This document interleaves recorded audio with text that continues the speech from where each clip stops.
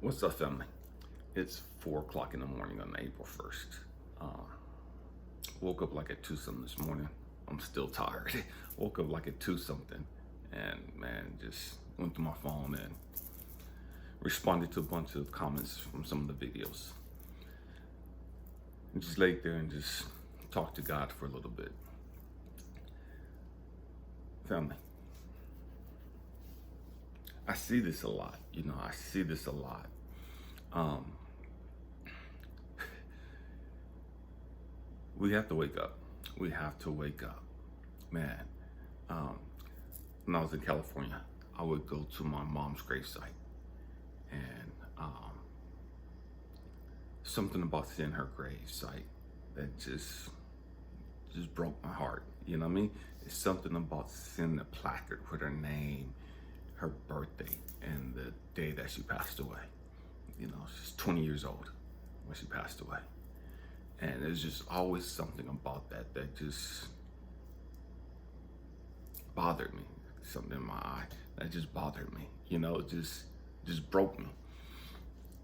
Because I was always older than my mom. You know what I mean? And what I mean by that was I didn't even, the first time I went to her gravesite was like in 96. So I was already 26 years old. I was 26 years old the first time I went to her gravesite. Yeah, but it always messed me up. And I always found myself, crying and asking her and hoping that she was proud of me. Stay with me, I'm gonna go somewhere. I was always asking her, are you proud of me?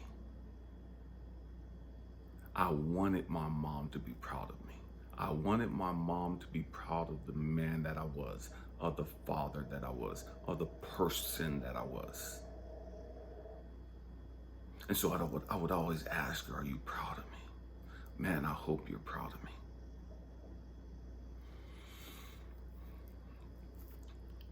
I lived my life, and I wasn't perfect. I'm still not perfect by any means, you know what I mean? Not even close, not even close. I acknowledge that, But I lived my life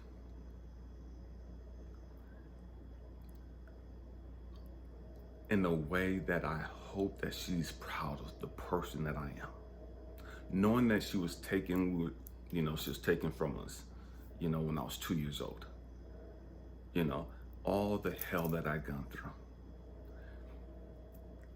I hope that she had peace. I hope that she was able to smile when she was able to look back down on my life. And so I tried to live my life through all the chaos, through all the hell. And again, I was not perfect. I was not perfect. I made a lot of mistakes. Made a lot of mistakes as a single parent of 2. You know what I mean? I was not perfect. But my intent was to do right. And so I always hoped that my mom was proud of me.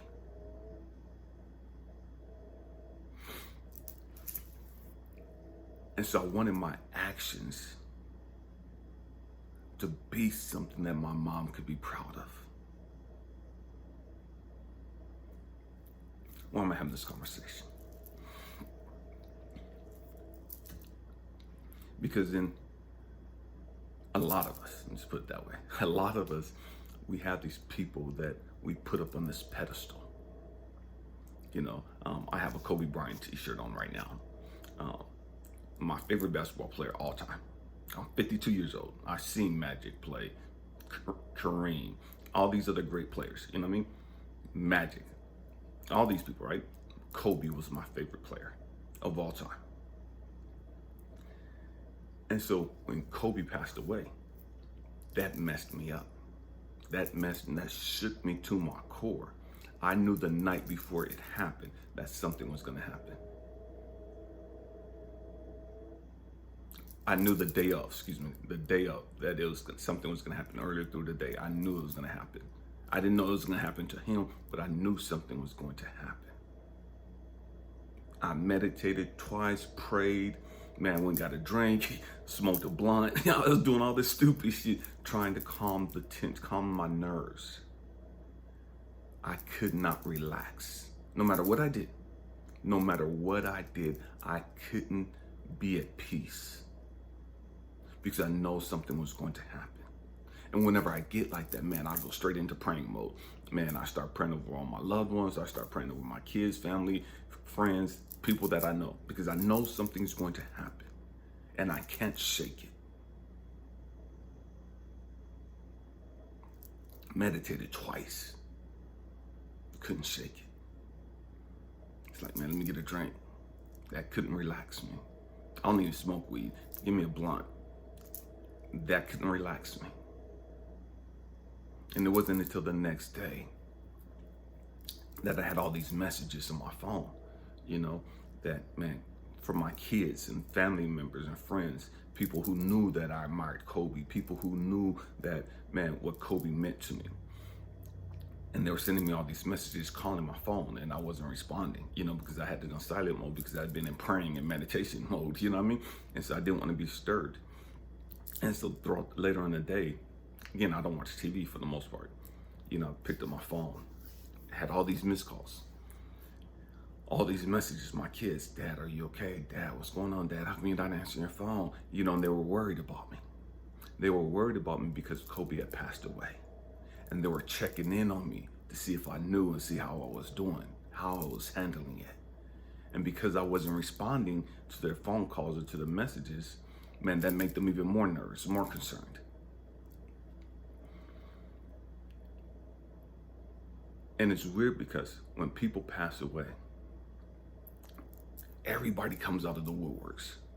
Man, this person meant this to me and this person. And we don't say anything to these people the whole time they're alive, for the most part, you know what I mean? We take them for granted. And it's just what we do in life. We have these people around, we appreciate them, but we don't appreciate them because we take them for granted because they've always been like this. They've always done this. You know what I mean? We look at LeBron James and what he's doing in this late in his career. And this is normal. It's normal for LeBron. You know what I mean? It's no big deal. You know what I mean? Who cares? It's expected. But then when we sit back and we look at these people that pass away, we sit there and we get broken. We're crying and we put stuff all over social media, what these people meant to us and what they do. And when we talk about like Nipsey Hussle, I've never heard of the guy. I never heard of the guy until he died. I don't listen to rap. Don't care nothing about rap. I didn't know anything about Nipsey Hussle. I never heard his song, any of his stuff. I still haven't heard any of his stuff. I'm not interested in it, you know what I mean? But when Nipsey died, everybody's coming out, flooding Facebook, social media, all this, the marathon continues and we'll do the whoop and blah, blah, blah. And I was having a conversation with my oldest son. And I said, well, if these people mean that much to you, then what are you going to do about your life? Because it can't be business as usual. And this is where the great majority of us miss it. We put all this stuff up on social media. And it's like we say that we miss these people. We say that the marathon continues. We say that we're going to continue the struggle. We're going to continue the journey for these people. We're going to pick up the piece. We're going to carry the torch. We're going to carry the mantle. We're going to do all these things to continue their legacy. And then we go right back into our normal, everyday routine. And we really don't change anything about our life at all. And then the anniversary of the death comes up and we're all over social media again. Man, I miss this. Man, this is the greatest. And we'll do with the whoop and blah, blah, blah, blah, blah. And we posting all these pictures of us outside of these murals and all this other stuff. You know what I mean? Putting up pictures of their work and all this other stuff. And then we go right back to our normal everyday life. And we don't change. We don't grow. We don't do anything symbolic of what these people have done, of what these people mean to us in our life. What I mean, if these people mean the world to you, If these people mean so much to you, what are you doing? How have you changed your life to be a greater person, to be of more help to humanity? I talk about this a lot, religious people, they're always, yeah, you shouldn't talk like this, you shouldn't do this, and all this other ignorant, stupid stuff. It's like, hold on, time out.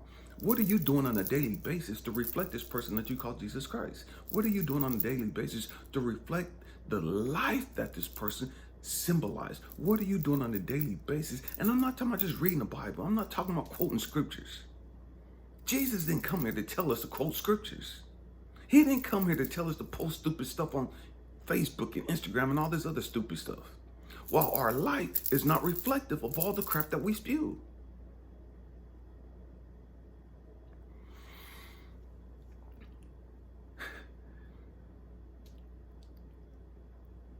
If I have inspired you, if I have helped you in any way, shape, or form,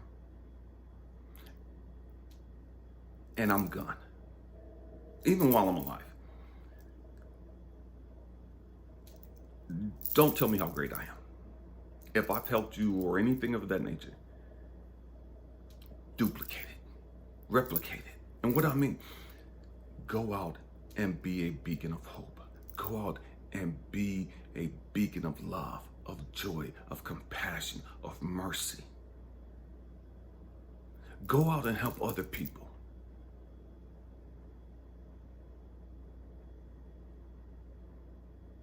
Change your life by being more kind to other people. Change your life by sowing into the lives of other people on a more continuous basis. Go out and be a big brother to some little kids that don't have a father figure in their life. Go out and be a big sister to some kids that don't have a mother figure in their life, or a positive father figure, or a positive mother figure. Go out and spend some time with the elderly. Just sit there and listen to them and just talk to them.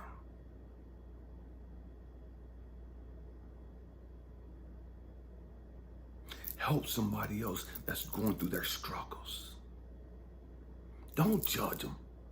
Just listen to them. Encourage them. Motivate them. Challenge them to keep going. And if you could be there with them to help them get through their dark days, their difficult situations. There has to come a point to where we say that the people that inspired us, the people that are role models and all, and there has to come a point to where, man, we change our life. And if these people mean that much to us, then man, let our actions, let our life be reflective of what these people mean to us.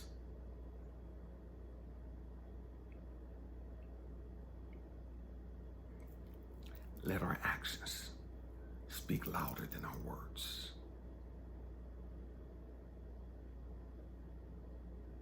Let our actions, let our love be seen by how much we try to give to humanity, how much we try to help others, how much we try to encourage and uplift others.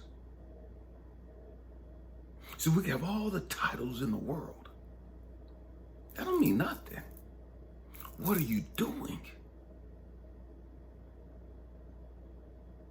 What are you doing?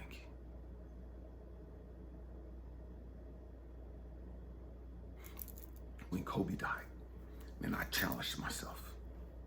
I got to go do more. I have to do more.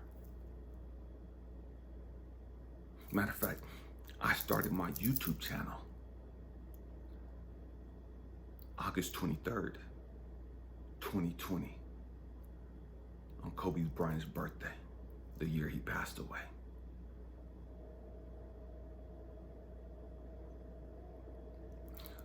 At the time, I was working at a school, in California, and I had like 20-something students. And at the beginning of the school year, I had like 7 students. At the time of Kobe's death, I think we had like 15 students, 15, 20 students in this after school program that I was running.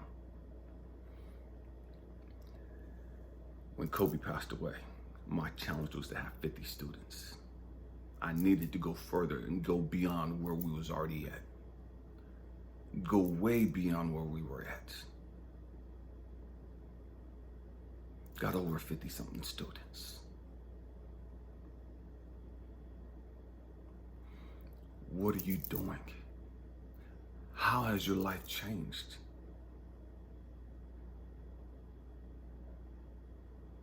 See, we talk the talk. We post all this stuff. But what are you doing different? Other than once a year, twice a year, acknowledging this individual. We acknowledge this individual on their birthday. We acknowledge this individual on the anniversary of their passing. But the rest of the year, our life isn't reflective of what this individual stood for. We're not doing anything different from what we've always done. That does not give these people any praise. That does not show that these people have had an impact on your life just because you acknowledge them twice a year.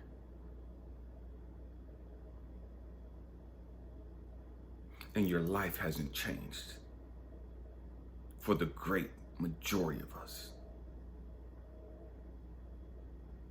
We're still the same way we were 2 years ago. We're still the same way we were 3 years ago. We still have the same belief systems that we've had for the longest. Our belief system hasn't changed. Our belief system hasn't evolved. Our emotional stability hasn't evolved.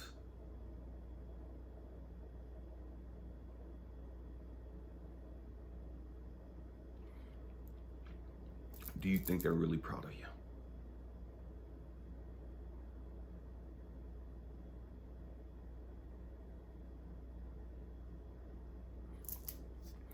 Just tell my kids.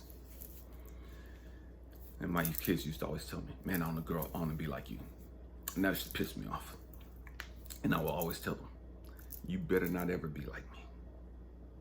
I don't want you to be like me. I'm going to be disappointed if you turn out like me. I'm going to be mad if you turn out like me. And they would always say, man, Dad, that's crazy. Why would you say that? And blah, blah, blah, blah.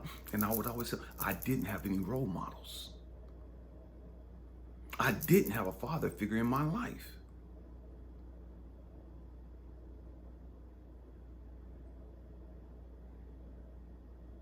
I didn't have some man that I could go to and I could lean on and talk to. I didn't have a mother figure in my life that I could do any of that stuff with. I grew up not getting hugged. I grew up being told I was stupid and I was dumb and I wasn't going to amount to anything.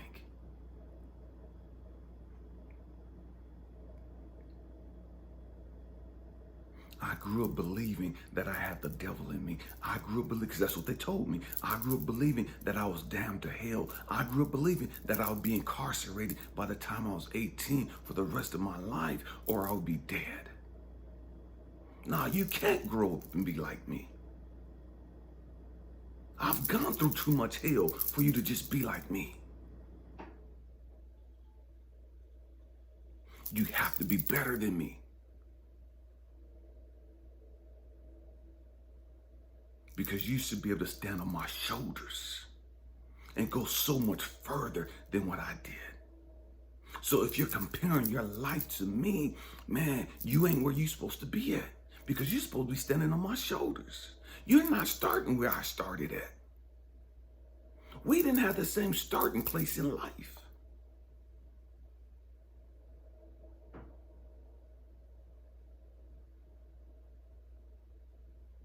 You didn't have the baggage, the emotional baggage and crap that I had to wade and figure out.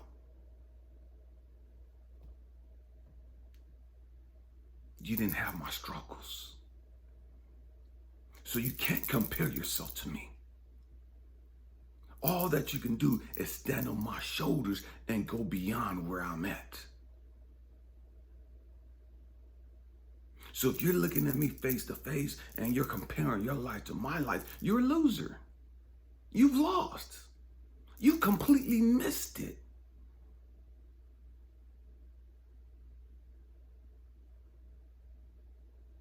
And that's a hard pill to swallow. That's a hard pill to accept.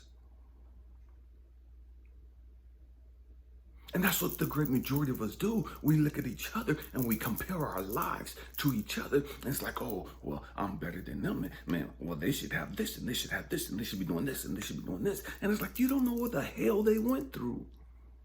You grew up with your mama and your daddy in your life. You never was molested.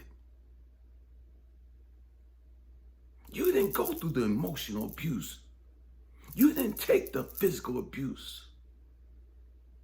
So how the hell can you sit there and judge and compare what this person has and where this person is at and where you're at and think that you're okay or think that you're better than them?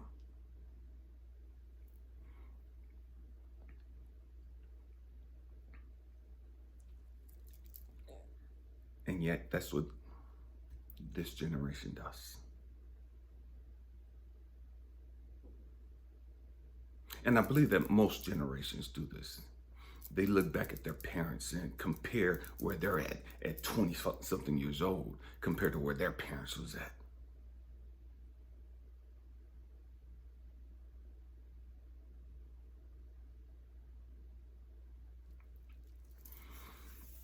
Man, we got to get together. We have to get it together. We have to get it together.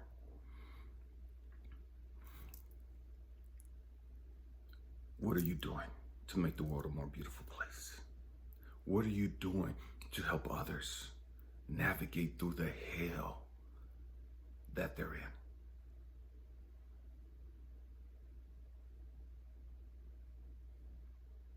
What are you doing to inspire, to encourage, to motivate, to challenge, to teach, and help others become a better version of themselves?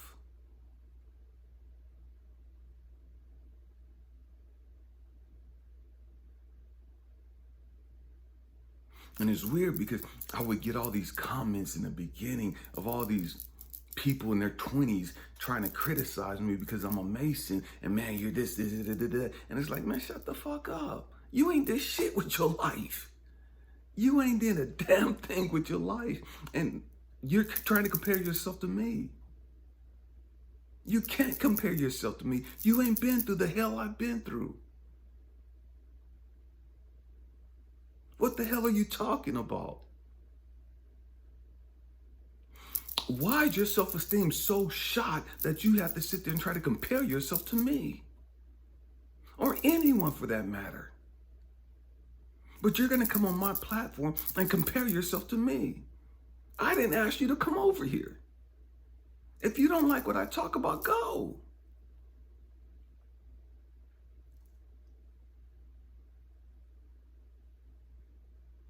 That's not an insult to me. I don't take that personal that you don't resonate with what I talk about. Go. There's so many YouTube channels you could be watching. I'm not offended you don't watch mine. I believe that those that need to see the videos will see the videos. See, because here's the trick. When I started my channel not for everybody else. I didn't start my channel to have 14,000 subscribers. I started my channel just for my kids and for my grandkids and for my heirs coming after me. So that when I pass away, and again, I started it in 2020. Chadwick Boseman had just died. Kobe had died. We had all these great people that accomplished so much in life that was so much younger than me that was passing away. And so when I started this channel, it was for the sake and the purpose of preserving the knowledge and the wisdom and the understanding that I gained for my kids and my grandkids and for those coming after me, so that they can see me in my element, so that they could pick up some of the knowledge and the insight that I gained. It wasn't for the masses, but that's what God knew it was going to take to get me started on this journey, to help everybody else, to become a life coach to everybody else. It was going to take me starting, and the only reason why I would start would be for my kids and my grandkids. That's what got me on this YouTube journey. So the fact that other people don't like what I talk about don't faze me in any way, shape, or form. I don't care. Because it was never about them.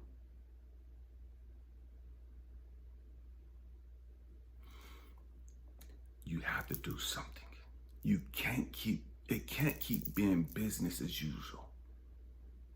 You can't stay in the same place for year after year after year after year and saying you're growing and you're developing and saying that, man, you're enlightening, you're whoop-de-whoop-de-whoop. Man, there has to be growth and development on an ongoing basis. You can't get to a point to where, man, you're all knowing. You can't get to a point to where you woke and, man, your growth and development stops.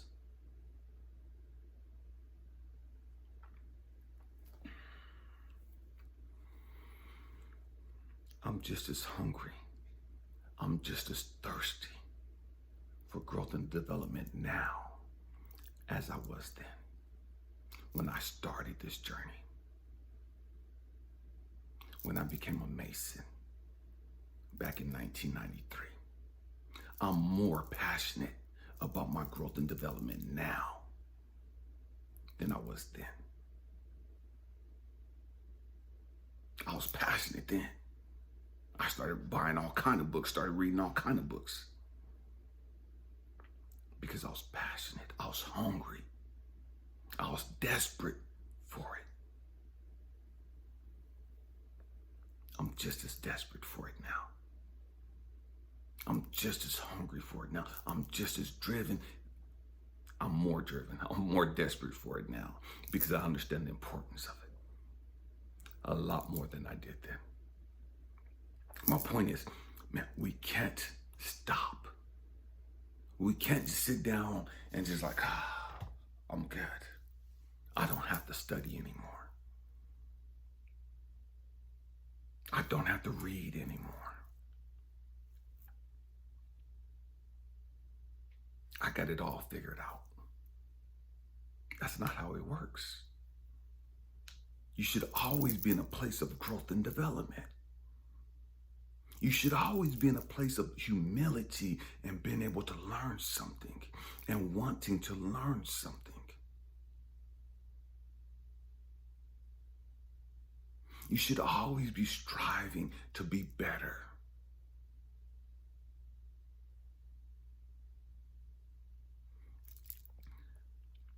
Would your ancestors be proud of you? All the ancestors that you've lost throughout your years, throughout time. Would they be proud of you? Would they be proud of your growth and development? Has your growth and development been stunted?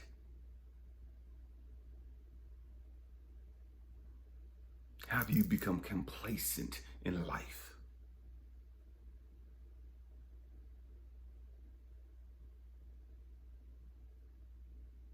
One of the things that challenged me a lot now, way more than when I began back in 93, was the fact that in 2014, I lost my brother to colon cancer. He's 40-something years old. 2015, I lost my wife to breast cancer. She was 41 years old when she passed away. And I see these people, and I know that they wanted to live. I know that they wanted to be here. I I know they felt like they had so much more to do. There was so much more that they wanted to do. And so here I am. I'm still here. I went through a phase of, man, I'm done. I can't do this anymore. I want to check out. I wanted to check out. And while in Guam, while in China, after wanting to check out, I had a dream of my brother, had a dream of my late wife. And it's amazing because every time I get to a place in my life, you know, if you've been with me for a minute, I just told you guys about the dream that I had of my brother and my late wife in December, you know, when I had COVID. I got complacent. YouTube channel growing, book coming out, my coaching and life coaching thing was going good. I was selling jewelry, crystals, everything was going good. Just got promoted as a supervisor at FedEx. Man, life was great. I became complacent. I was comfortable. My brother and sister appeared to me, my brother and late wife appeared to me in a dream and told me that I was comfortable, told me I got complacent. And although I was doing good things, there was so much more to do. And I was arguing with them, trying to show them, look at what I've accomplished. Man, how come you're not proud of me? How come you're not happy for me? And they was like, yeah, we are. But no, there's more. There's so much more you're supposed to do. Why are you settling? Why are you complacent? Why are you so comfortable? And it hit me. They're gone. They're gone. Elijah, you can't be complacent. You can't get comfortable in the aspect of, man, now you're here.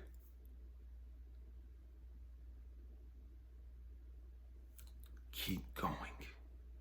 Keep doing more. And after you've done more, do more. And after you've done some more, do some more.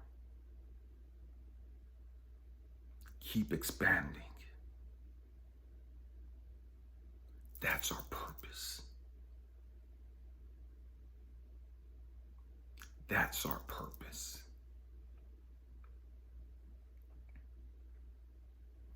Man, family, my hope and prayer is you come out of your comfort zone. You come out of the comfort zone of being stuck in your trauma. You come out of your comfort zone of being stuck in all the drama and all the chaos. That you come out of your comfort zone of where you're at in life, whether that's on a job, whether that's whatever it is you do, that you stop being so comfortable and that you start expanding your horizons.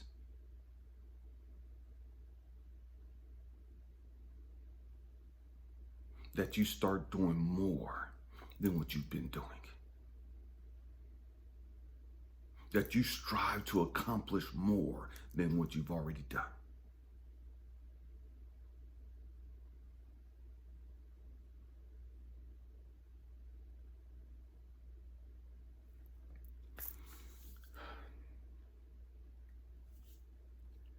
May you become a beacon, a role model of true righteousness. Not no religious dogma, not of just quoting scriptures, not of just blasting people with the Bible or the Quran or any of that other stuff, but that your life be reflective of growth and development. Your life be reflective of love, of compassion. That your life be reflective of healing. May you learn how to empower others.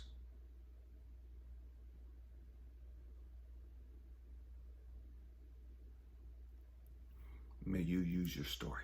May you use your experiences in life to inspire, to encourage, to empower others. Because after all, that and our continued growth and development is why we're here. That's why we're here.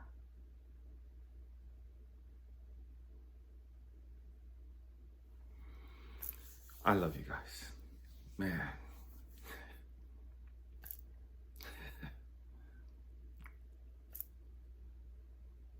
I don't even know what else to say. You know what I mean? Man, I'm close to like 700 something videos. And I talk about the same stuff over and over and over. And what I mean talk about the same stuff, it's all love. It's all growth and development. It's all healing. It's all getting past our trauma, our drama, and the chaos in life.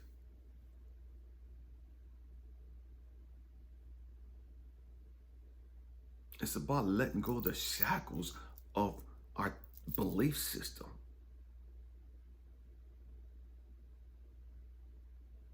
And understanding who we really are and walking in the power that we really possess.